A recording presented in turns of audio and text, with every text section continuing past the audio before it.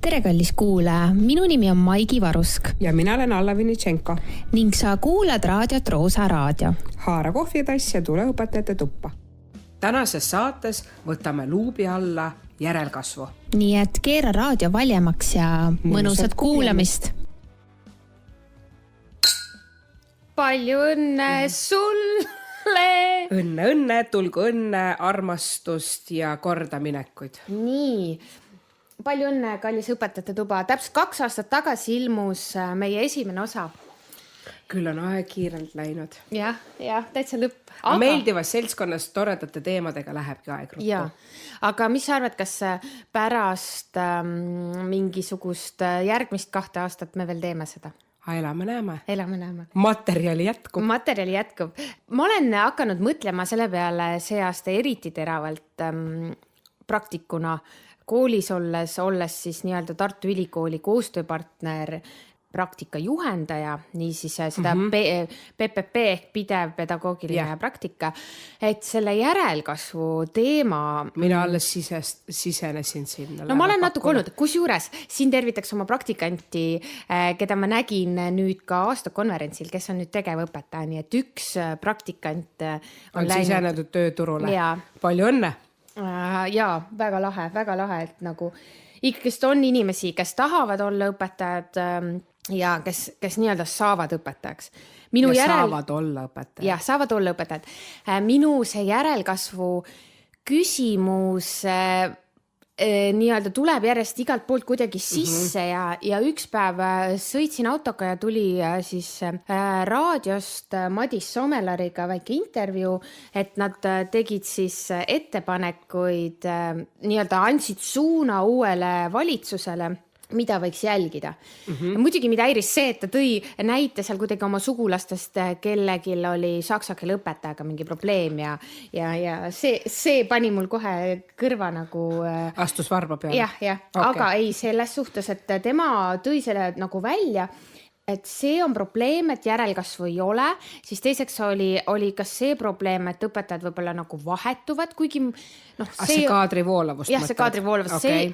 Tema nagu rääkis seda vahepeal seal nagu järelkasvu all, aga ma arvan, see järelkasvu küsimus on väga terav ja me mõlemad oleme tänaseks ette valmistanud enda koostööpartneriga, õpetajate lehega päevakorra teema arutelu. Ja see oli... Teema on tegelikult südames juba või südamel möödunud aasta oktoobrikuust. Jah, et eelmine aasta oktoobris ilmus siis luubi all selline eri, kus oligi järelkasv. Ja ma mõtlesin, et alustaks niimoodi, et erinevad inimesed, erinevad arvamused, et mida sina sealt välja märkisid sellest esimesest artiklist, mille Sirje Pärismaa siis kokku pani? Ja ka siin põhineb see Heidi Uustalu ja Äli Leieni siis intervjuul siis põhimõtteliselt. Väga põnev lugemine. Ma mõtlesin, et võrdleme natuke, mis nad järelkasvust rääkisid. Ja, mina lugesin seda niiviisi, lugesin ja oli ka täitsa palju äratundmisrõõmu. Või ma ei tea, kas rõõmu, aga need murekohad olid kõik kenasti esitletud ja näiteks, miks järelkasvu probleem on. Siin tuuakse väga hästi välja, et probleem on selles, et meie sissetulek, õpetaja sissetulek ei sõltu tema professionaalsusest. Meil ei ole, ütleme niiviisi, nagu kunagi oli nagu astmete kaupa see palk, eks ole, kus olid nagu noorõpetaja, mentor, didaktik ja nii edasi, eks ole, kus sõltus sinu sissetulek sellest, mida sa nagu tegelikult veel nagu teed, palju sa panustad, eks ole. Et Eesti on üks väheseid OECD liikmesriike, kus õpetajad tegelikult ükskõik, kas oled 20 aastat töötanud, kas oled 10-5 aastat töötanud või sa sisened alles kooli tööturule, palk on sama. Et seda nagu heidetakse ette ja nõustun. Oota. Ma ei ole päris nõus sellega. See on probleem, aga kas see on järelkasvu probleem? Ütleme ausalt, mina ei usu, et see lõpuni parandab selle järelkasvu probleemi. sellepärast, et ma kuulasin 2 podcasti. SWR2 siis küsimus, et mis aitaks õpetajapuuduse vastu. See on saksakeelne. Saksakeelne, ja siis oli veel üks järelkasvu probleemi podcast, kus oli siis majandusanalüütikud rääkisid sellest teemast. Ja Saksamaal ei toodud mitte üheski vestluses palka välja, sest palk on suur. See palk pole seal üldse küsimus. Seal on palk hea. 4500, 4700, 800, oleneb liidumaast. No seal ka sõltub ka sellest, mis kooli astmes sa töötad. Jah, täpselt. No nii. Oletame, oled Baierimaal, eks ole. No, ühesõnaga, sa saad väärikat palka. See palk ei ole probleem, sellepärast, et ikka on neil puudus. Neil on praegu puudu, neil on täitmata 12 000 õpetaja kohta. Ja ma ei tea, kas see lõpuni nagu aitaks. Et sina arvad, et palk ei ole see? Ma arvan, et palk ei taga seda järelkasvu nii, nagu me tahaksime. See ei ole mingi imevits. Aga me saaks võib-olla helgemaid päid ja me saaks valida. Seda küll. Olenebki nüüd kas kvaliteet või kvantiteet, kumba me tahame. Et kui me tahame, et meil oleks palju õpetajaid, siis muidugi võib-olla see palk motiveeriks, aga tegelikult mida me tahame järelkasvu puhul? Mina isiklikult oma aines tahaks väga tugevate ainealaste teadmistega noort, isegi mitte noort, vaid õpetajad, ükskõik mis vanusest on, kes on nagu nõus midagi uut ka proovima, midagi teistmoodi ka tegema, mitte märksõnast tahvlile ja loengulaadne tund. Ehk siis tegelikult ikkagist mõtle nüüd, kui me otsustame, et jah, et ma ei tea, maksame stippi, aga kui see inimene tegelikult... Nagu õpingute ajal juba, et nagu et ma ei tea, teeme erisoodustusi. Jah, anname sulle raha, tule meile, pappi on, on. Nii, et kas see nagu tagab selle, et meil on hea järelkasv? Seal on mingi muu järelkasv, ta võib olla, sest ega tegelikult selles artiklis ka tuleb ju välja, kui palju tegelikult katkestavad või siis peale 3-5 aastat ära lähevad. Need numbrid on ikka päris kõrged. Nii, nüüd on küsimus. Ma jälle toetan sellele ühele podcastile, mis ma kuulasin. Nad jätavad pooleli ülikooli. Eestis sama probleem. Nii. Miks? Kas on tehtud uuringuid, miks nad pooleli jätavad? Minul ei ole need... Mina ka ei tea. Saksamaa seal podcastis olid siis ministeeriumist inimesed ja nad tõid välja, et äkki peaks uurima, miks nad pooleli jätavad. Kuule, ma mõtlesin mulle tuli praegu üks näide meelde. Nii. Ma olen mitu korda mõelnud, miks ma tahtsin pooleli jätta. Mina toon sulle näite, miks näiteks üks ametialane kolleeg kaalub pooleli, tähendab mitte õppimise pooleli jätmist, vaid õpetajana töötamist. Sellepärast, et osalise töökoormusega poole kohaga ta saab sellist raha kätte, mida ta on võimeline teenima eraettevõttes 4 tööpäevaga. Olgu, ehk siis ikkagist see raha? No ikka noore inimese jaoks, kes soovib iseseisvat elu alustada, ma ei tea, kas oma pead korterit rentida, mitte sõbra või sõbrannaga või peikaga, elukaaslasega, eks ole, vaid täitsa oma ette. Tegelikult ei ole see praeguste hindades võimalik. Olen nõus, aga tegelikult mina mäletan seda, et ülikooli ajal oli õpilasi, kes kukkusid välja või pidid pooleli või jätsid ise pooleli mingisuguste ainete pärast. Jah, absoluutselt. Ülikool võiks ka tegelikult endale natuke otsa vaadata või mitte, või analüüsida, et kas ja kui suur roll on nendel ainetel. Mul meenub endal ka üks aine, pedagoogiline psühholoogia. See on fantastiline aine, eksisteerib siiamaani. Ma ei oska öelda, kuidas see ülesehitus või see õppejõud on sama või mitte, aga see oli nagu piin. Sellepärast, et ma mäletan, et selles aines tuli refereerida õppejõu raamatut, mis oli kokku pandud kas 4 või 5 tõlgitud teosest, eks ole. Nii, ja kui sa ei refereerinud seda sõna-sõnalt nii, nagu oli seal õpikus, vaid näiteks ma töötasin siis juba, vaid asendasid neid situatsioone, olukordi, näiteid, mis tuli tuua eksamis oma kogemusega, siis sa kukkusid läbi. kas sina ei toonudki näiteks seda lehekülg 77 No, oli üks saad aru, näide, vot nii pidigi tegema kus ju. lapsed koorisid kartult ja porgandit või mingi selline ja üks pani teisele noaga ja siis pidid analüüsima. See oli täpselt õpiku näide. No saad aru, ja vot kuna ma ei teinud seda, siis see oli mu... Vot, see oli mu. Ehk siis tegelikult võiks uurida ka seda või leida mida see annab nagu? juurpõhjused, miks ülikooli õpinguid pooleli jäetakse. Kindlasti on see üks asi raha, saad aru, et see aine pole sinu jaoks, aga võib-olla me oleme nüüd karmid. See teekond. Võib-olla see teekond võtab nagu selle õpetajaks olemise isu ära. Absoluutselt. Ma arvan, et paljud suhestusid sellega, et sa näed nagu sa tahad olla õpetaja, aga sa pead õppima viisil, mis ei ole vastuollu kõigega. Jah, kõigega, mis nagu võiks tänapäeva ühiskonnas olla õppemetoodikas nagu. Absoluutselt. Aga järelkasvuga jälle see, et näiteks, no kui mul tekibki tudengina siuke hetk, kus ma hakkan kahtlema, kas mul on tugispetsialist mingi, kuhu ma saaks pöörduda, kus ma saaks jagada oma muret, et nagu Vot ma ei oska seda toetav keskkond on ka tegelikult, sest kui me tuleme nagu tööle õppeasutusse, siis sellel on ju tegelikult nii oluline roll, kes on see sinu mentor või kelle poole sa saad pöörduda. Kuigi kui sa teed seda pedagoogilist praktikat, siis sul on ka ikkagist mentor, et ma arvan, et julgemad pöörduvad võib-olla siis otse nii-öelda tööpõllul oleva õpetaja poole. Et see käsipidur enne läbi põlemist. Järelkasvu probleem, me jõudsime selleni, mina võib-olla siis tõmbasin selle rahateema korraks siia fookusesse, aga mis mina siit veel nagu välja lugesin peale selle, mina kriipsutasin ka selle alla, et alustaja ja tegevõpetaja, kogenud õpetaja palk on nagu erinev, aga väga huvitav oli see, et Soomes toodi vist välja see, et õpetajaks lähevad need, kellel oli õpilasena koolis hea olla. Jah. Et võib-olla siin oli ikkagi see küsimus, et kas õpetaja saab ise järelkasvu mõjutada? Absoluutselt. Kas ta peaks kaasa aitama? Et võib-olla ka on see, et mitte, et ma nüüd mõtlen, et oi, ma pean leebe olema, et äkki nad siis kunagi kõik tahavad seda õpetaja ametit valida, vaid tegelikult ongi see, et kui tal on kogemused nagu halvad kooliga, miks ta peaks sinna tagasi minema?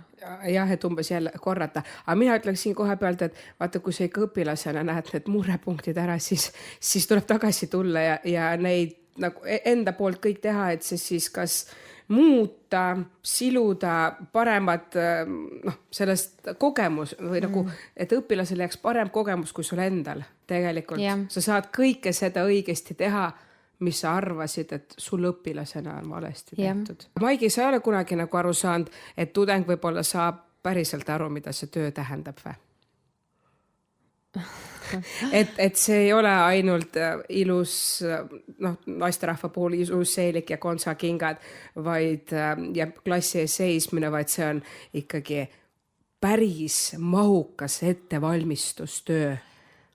Jah, kui muidugi. Palju sa pead mõtlema, ma olen tööturul tagasi 3. aasta jookseb ja ma ikka veel, ja ma arvan, see on väga terve, et ma seda teen, enne tundi ma mõtlen läbi, aga kuidas, mismoodi ja teemad. See on nauditav ju. Ma saan sellest jumala kaif. Jah, kui ajalist piirangut või survet ei ole. Aga näiteks sa oled uus õpetaja või praktikant on ju. Oleneb, vaata, mitu klassi sa korraga võtad ja siis sa saad aru, et ühe õhtuga 3-4 tundi ette valmistada. Aga siin tõi Saksa podcasti maailmast, siit avardas see mu silmi. Nad arutasid ja üks koolijuht oli seal ja seal on siis niimoodi, et kõik need lisatööd, et tegelikult on niimoodi, et seal on mingi konfitsent, et näiteks kui sa teed lisatööd, ma ei tea, a la X asja, et siis sul on entlassung, saad vabastuse, näiteks 2 ainetundi annad nädalas vähem. Vaata, meil on niimoodi, et sul on täiskoht ja siis kõik muu on nagu lisatasu. Aga seal on nagu niimoodi, et sult võetakse nagu see tunnikoormust vähemaks. Ühesõnaga, kui sa oled ületööd teinud või mingi lisa?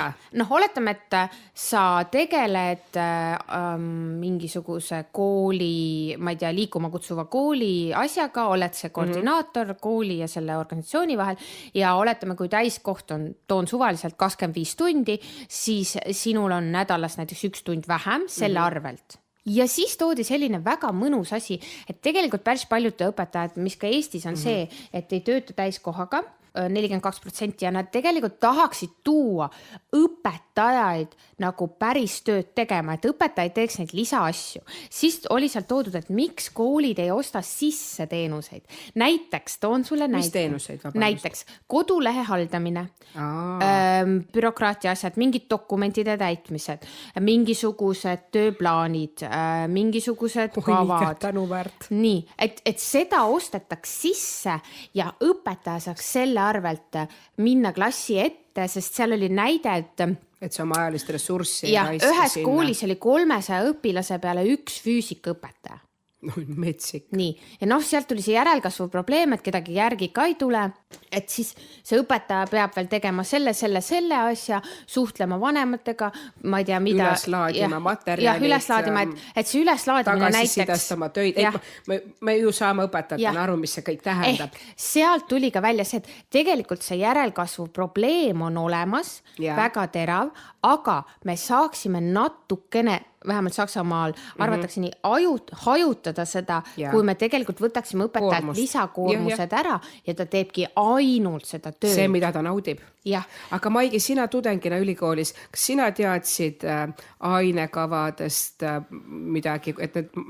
Ja no midagi ikka teadsin, mingid ained olid isegi, ma mäletan, et midagi pidi tegema, aga no ütleme nii, et kõik tuleb ikka tööpõllul nagu. No ikka kogemusega. Jah, kogemusega. Ja kusjuures sellel tööpõllule, ma olen täiesti võlutud sellest 2 podcastist, mis ma kuulasin. Mulle meeldis see, et üks naisterahvas oli seal väga kuri lõpuks, ütles, te saate mu hääletuunist aru, et ma olen kuri, aga et kas me ei vii neid nagu järelkasvu õpetajaid liiga vara tööpõllule. Aha. Tema arvas seda, sest seal minnakse juba pakas, kui sa hakkad, et minnakse nagu tööpõllule, et võib-olla oleks vaja rohkem tegeleda selle ainealase teadmisega. Ta tõi seal matemaatikaõpetaja näiteks, kes tegelikult oskab ainult seda, mis õpikus on. Aga mis siis, kui tal on eriandekas laps või võib-olla just vastupidi? Ja siis ta tõi nagu välja selle, et kas on vaja kohe nagu sinna tööpõllule neid saata. Siin on kindlasti 2 koolkonda. No ja seal on jälle, osad ütlevad, et läbi selle kogemuse praktika õpid sa tegelikult. Aga ma olen sinuga absoluutselt nõus, ainealased teadmised on ju kõige alus. Et see järelkasvu probleem, mina olen aastatega näinud, et see ainealane teadmine võib jääda nagu vajaka. Kui sa oled hea, Siim Värv ütles ka, et kasutame uuesti seda sõna pedagoog. Mulle meeldib see sõna. Kui sa oled hea pedagoog, siis sa tegelikult varjad selle ainealase nagu mingi hetk ära, et sa ei tea nii palju. Aha. Mina arvan seda. Absoluutselt. Mis on see those who can do ja those who can't teach. Et aga lihtsalt sul on vaja tegelikult seda ainealast ka. Et kunagi tahtis võõrkeeleõpetajate liit seda läbi viia, et kõik õpetajad, kes õpetavad võõrkeelt, peavad ise oskama seda vähemalt B2 tasemel vist oli. See on ju tegelikult väga elementaarne. No kuidas sa oleme siin nagu liberaalselt, oleneb mis astmes sa õpetad. No ma olen õpetanud algklassides inglise keelt, mida ma ei oleks tohtunud never teha. Cat ja dog, seda ikka oskad ju. He ja she, see sõltubki, aga samas, kui sa juba gümnaasiumis, kas gümnaasiumõpetaja B2 sa ütlesid või? No ta võiks ikka enamat osata. Muidugi võiks, aga Aga kas ei ole võõrkeele õpetajale ette antud või? Ei olegi? Su südametunnistuse järgi? Muidugi, keegi, ega mina lõpetasin ülikooli, keegi ei teinud mulle keeleeksamit.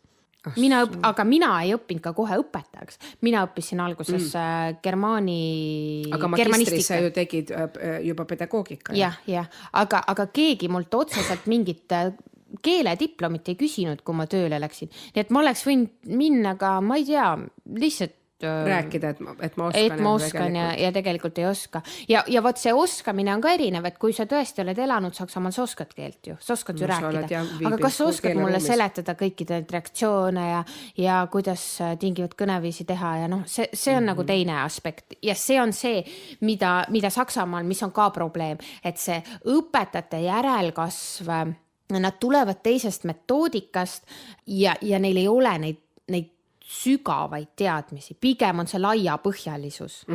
Et oledki mitme aine õpetaja. Näiteks seal on selliseid kombinatsioone nagu hästi tihti on kehaline ja religioon. Ahah, Siuke nagu huvitav kombinatsioon, sa pead mõlemast teadma.